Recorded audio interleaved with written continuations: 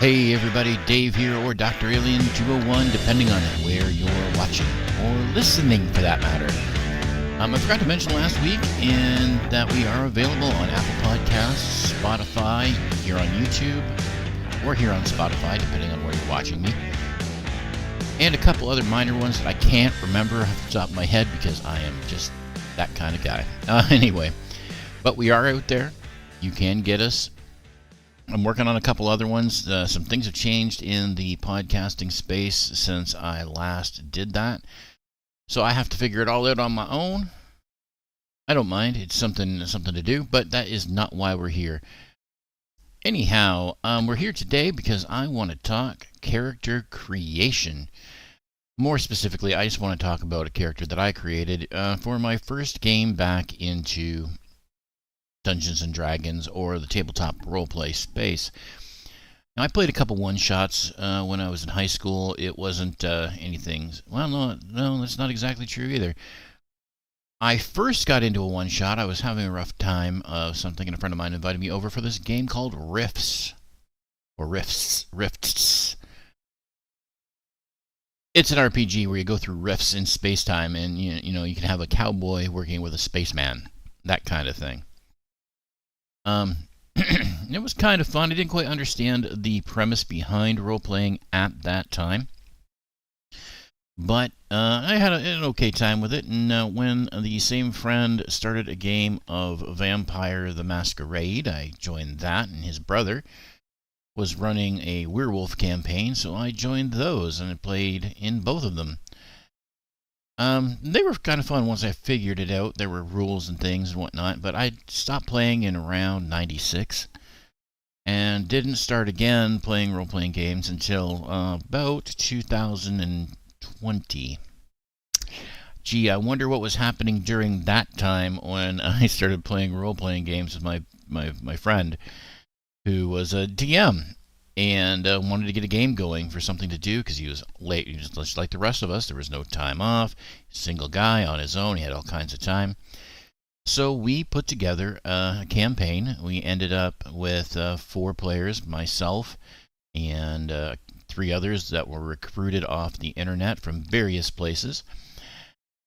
And we started a game. It lasted for almost 2 years.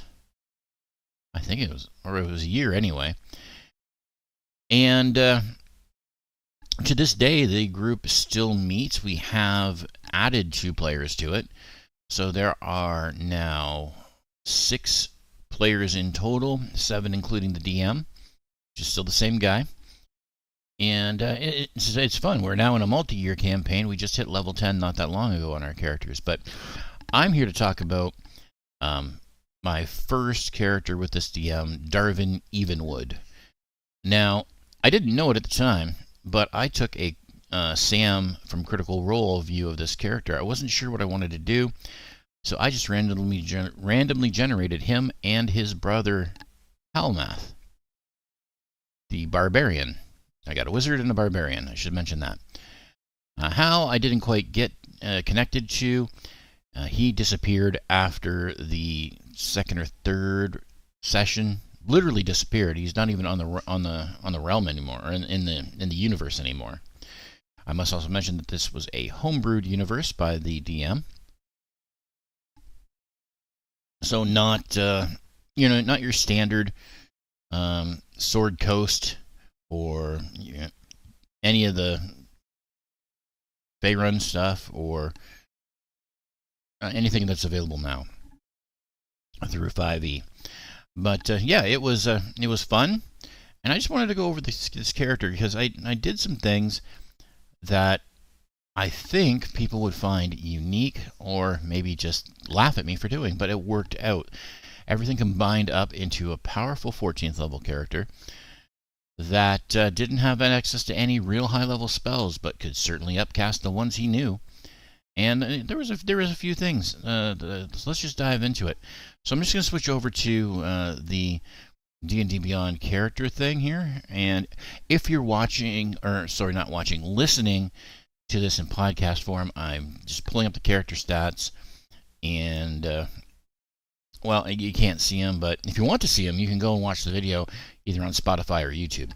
Anyway, getting down to the brass tacks of the situation, these stats were rolled in front of the DM with physical dice. So when it says I put 13 in strength, 15 in dexterity, 14 in constitution, 15 in intelligence, 13 in wisdom, and 12 in charisma, you can take it to the bank that that's what those stats are. Now, this 23 over here is the total. That ends up being because Darvin got himself a hold of a belt of hill giant strength, I believe. I think that's what brings the set score up to 23. But yeah, he got a hold of one of them there belts, and it just shot him into the stratosphere as far as strength goes. So he's a really strong wizard, and it was hitting very well. And I had decided, I wasn't sure what I was going to do with him, and when it came time to, go ahead and do the class stuff, I realized that I really wanted to play a character that wasn't being stuck in the background and being squishy all the time. So I chose for blade singing for the arcane tradition for Darvin, because why not? He's a half wood elf, and he would have seen blade singers as he was raised with his mother. So not his human barbarian father, which is where Halmath. I had a story in my head that Halmath went and decided to go searching for his dad and ended up off plane, you know? Anyway. So he picked blade singing and gained proficiency in these things. And the javelin, which he never used. At the end of the day, I should have picked something else. But, yeah, I didn't see anything, so I just picked something. And then the blade song stuff, and it was kind of cool for a while, but he still wasn't quite doing what I wanted him to do. His armor class was still squishy and whatnot. So one of the things that Darvin received during the initial character creation was a lute that he would carry around and play from time to time, and he would bring it out during things, and I'd say every once in a while you see Darvin playing with his lute and whatnot, and then he decided, he started getting good at it. And after we hit the first 4 levels of the campaign, level ups of the campaign, I decided after that, on the 5th one, instead of continuing through blade singing, which I'd go back to after a while,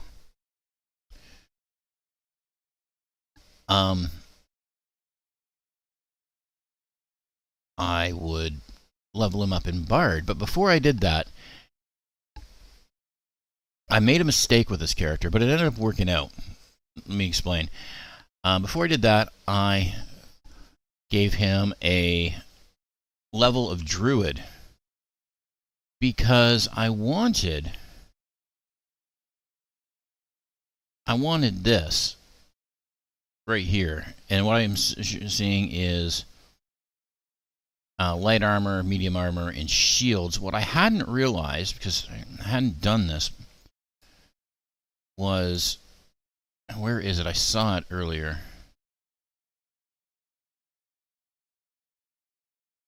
Yeah, we already had proficiency with light armor, but I needed a shield, so I might not have done it.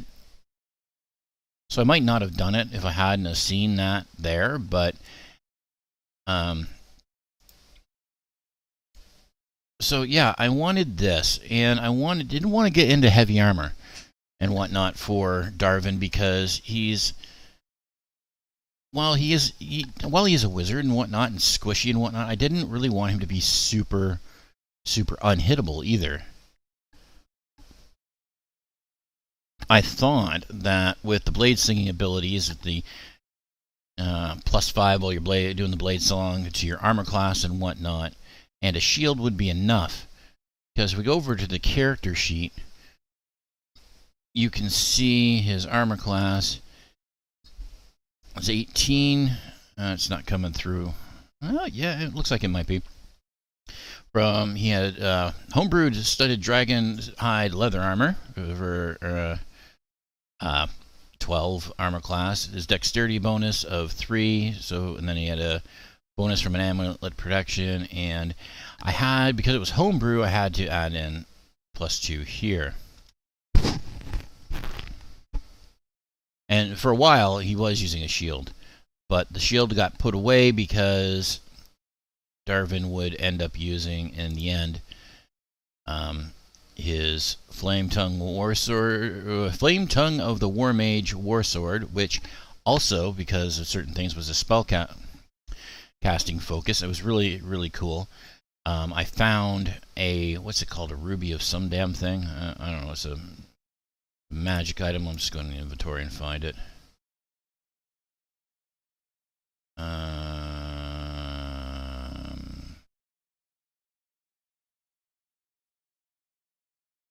It's a magic item that allowed you to use Ruby of the War Mage. That's it.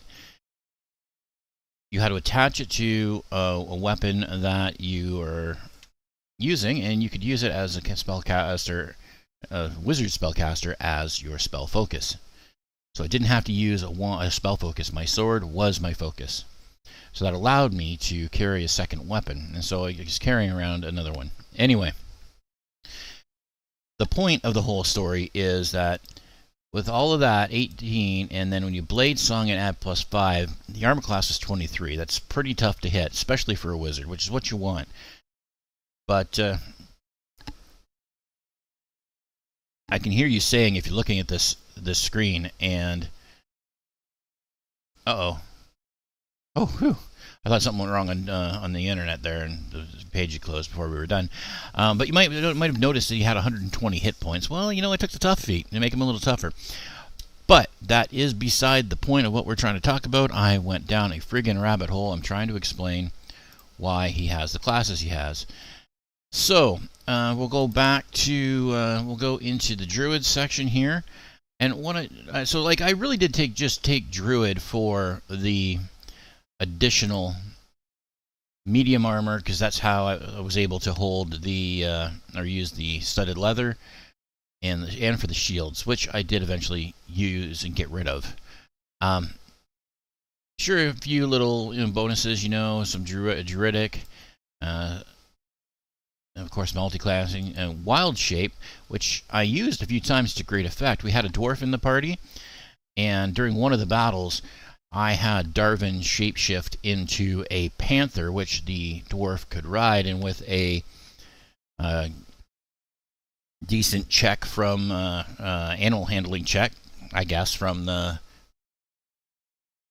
player who was controlling the dwarf, we were able to, because of the 60-foot movement speed, get to a secondary battle scene before the others, and we're able to mitigate some damages that were dealt during that. But I digress. It was fun. It worked out.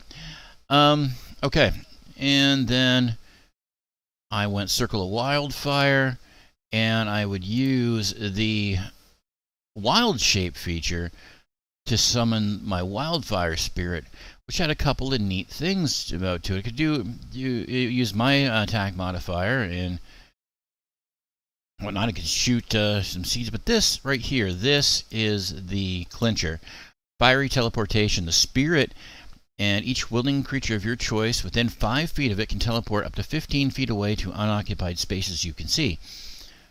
Then each creature within 5 feet of the space that the spirit left must succeed in a dexterity saving throw against your spell save DC, or take 1d6 plus proficiency bonus fire damage. That came in clutch in one situation. We were a little bit higher level at this point, and we were going after a gnome, I think, or a dwarf character. Can't remember the race or species in detail, but the idea was that this guy was being tortured by the enemy to change sides, and it was our job to rescue him. Now, instead of activating that teleport, it was an action. So here's what I did, and this all mechanically works. So I moved my movement 30 feet, or 35 feet as a half elf. And then I used Misty Step as the bonus action to teleport into the center of the torture that was going on with my wildfire spirit that I had summoned earlier. Then I commanded it with my second action, once I established that, yes, of course, the person we were talking about rescuing wanted to come with. We used the fiery teleportation to not only deal damage to the mind flayers, I believe it was, that were torturing this guy, but to teleport 15 feet back the way I came, halfway to the original stopping or starting point, the original Misty Step point, and then started running. And then the DM had figured out a way to make it so that if we could get the guy away from the mind flayers, he'd have a way to make it safe for us to go. So we did that. This was nearer to the end of the campaign, but it was fun. Like I like finding ways to use maybe not so overpowered abilities to make extraordinary things happen. And then I mentioned the loot. After I'd given him those abilities, we went with Bard. I'll get that back up. I keep hitting the wrong button. There we go. And we did 4 levels in Bard. You're pretty standard. But what I had done was for the Bard College, I took College of the Swords Bard because I wanted the flourishes and whatnot. Right here, the defensive to boost the AC some more if needed, and the mobile flourish to move 5 feet, and the other one, the slashing flourish. It was more of a defense for the wizard. So I ended up, using 3 full caster classes altogether, and I got thinking about it after the fact, going, this guy has so much magic running through him. It takes me forever to get the spell lists and figure out what I'm going to use. I have so many spells, albeit lower level ones, available to me. And then I thought about the wild magic sorcerer. All that magic, arcane and natural, running through this guy would more than likely cause some problems. So I talked to the DM and said, hey, I want to start using the wild magic table for the wild magic sorcerer class, because this is my thinking. And I laid the whole thing out for him. He thought it was a great idea, so he added it in, and then things started happening. And it was good. Like I think once he ended up covered in feathers. It was just nothing major. I never ended up casting a fireball on the party, which was actually my whole idea for that. I really wanted to have that happen because I thought it would be, funny. But yeah, I'm looking at the time here. I could go on and on and on. I love this character so much. It was one of my first favorites. But that's where we're going to end this for today. If you want to hear more about Darvin, I'm always up for talking about him. Just let me know in the comments on either Spotify, YouTube, or wherever you're listening. I'll try. I'll be honest, I'm not good at it, but I'll try to take a look at those. Easier for me on YouTube. So if you're listening to this somewhere, go to YouTube, find the video, leave me a comment, and I will see it there. I know that's a big ask, but if you want to hear more about Darvin, I might bring him up later in another episode anyway. You're probably going to hear more about him anyhow. But that all being said, thank you so much for watching, listening, wherever you are at, doing that. Really appreciate it. And I will see you in the next one. In the meantime, go play some D&D.